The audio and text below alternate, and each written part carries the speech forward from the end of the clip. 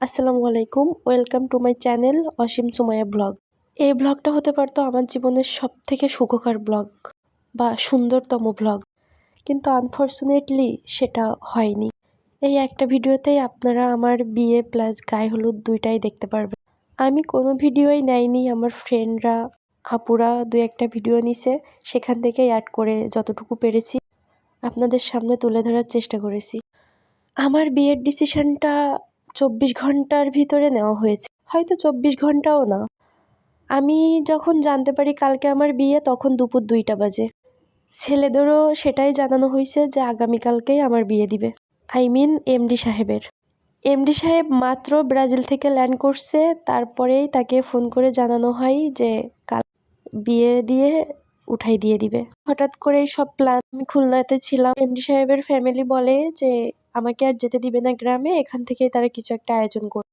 তো এমডি সাহেব হঠাৎ করেই আমার ফ্রেন্ডদের ফোন দেয়, রাত 10টার দিকে ফোন দিয়ে বলে তোমরা যদি পারো কেউ একটু আমাদের বাসায় এসো, এমন কালকে আমাদের বিয়ের কথা ফিক্সড হয়েছে, তোমরা এসে একটু অ্যাটেন্ড করো। হ্যাঁ, আলহামদুলিল্লাহ আমি আমার বন্ধু বান্ধবী পেয়েছি, তারা ফোন দেওয়ার সাথে সাথেই আমার এই দুঃসময়েও চলে আসছে। তারা এসে সব তাদের মতো আয়োজন করছে, যতটুকু সম্ভব তারা সবটাই করেছে আমার জন্য। আমার এমডি সাহেব সবসময় চেয়েছে আমার মন মতো যেন সবকিছু হয়। হয়তো শর্ট টাইমে সে সবকিছু অ্যারেঞ্জ করছে, কিন্তু সে সত্যিই আমার জন্য অনেক করছে। আমি এর জন্য আপনার কাছে সারা জীবন কৃতজ্ঞ থাকবো এমডি সাহেব। তো আমার ফ্রেন্ডরা এসে ওরাই সব কিছু অ্যারেঞ্জ করলো, ওরাই সব কিছু ডেকোরেট করলো।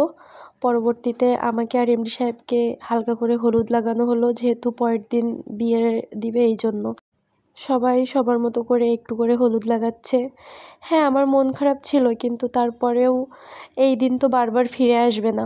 সবাই চেষ্টা করছে আমাকে অনেক অনেক ভালো রাখার, অনেক ভালো করে আমার সাথে সময় কাটানোর। আমাকে সবাই একটা সুন্দর সময় উপহার দিয়েছে। বিশেষ করে আমার এমডি সাহেব, সে সবসময় চেয়েছে আমি যেন একটু হাসি খুশি থাকি, আমি যেন একটু ভালো থাকতে পারি, আমি যেন একটু হাসতে পারি। বিয়েটা নিয়ে অনেক স্বপ্ন ছিল, অনেক আশা ছিল, কিন্তু কোনো কিছুই পূর্ণ হয়নি। তাই এমডি সাহেব তার যথাসাধ্য চেষ্টা করেছে আমাকে আমার মনের মতো করে সব কিছু করে দেওয়ার। আমি আবারও ধন্যবাদ দিচ্ছি এমডি সাহেব এবং তার ছোট বোনকে, আমার ছোট্ট ননদিনীকে।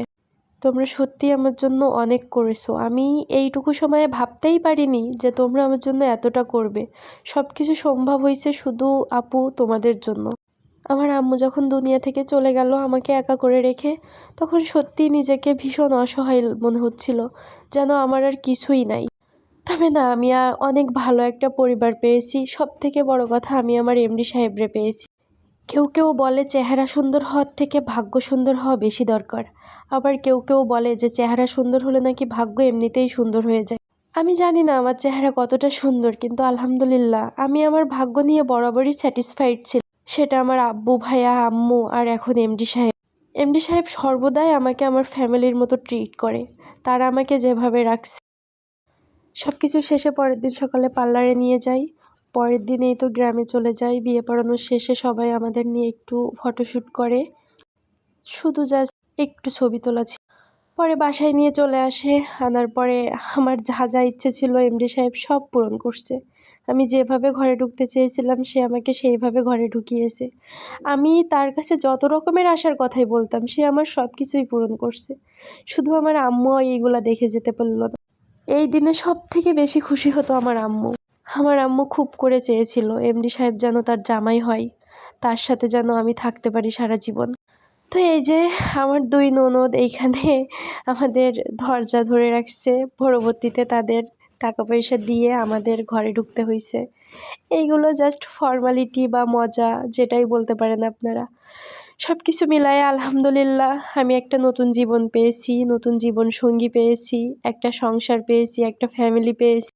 ছোটবেলা থেকে কখনো ফ্যামিলি কি জিনিস এই জিনিসটা বুঝি নাই, এখন পেয়েছি আলহামদুলিল্লাহ। আমি খুব ভালোভাবে সংসার করতে চাই, খুব সুন্দরভাবে থাকতে চাই, আমি ফ্যামিলি চাই।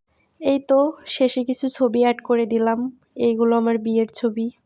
সেইভাবে কোনো ছবি তুলতে পারি নাই, মন মানসিকতা ভালো ছিল না, তাও আলহামদুলিল্লাহ। বাই।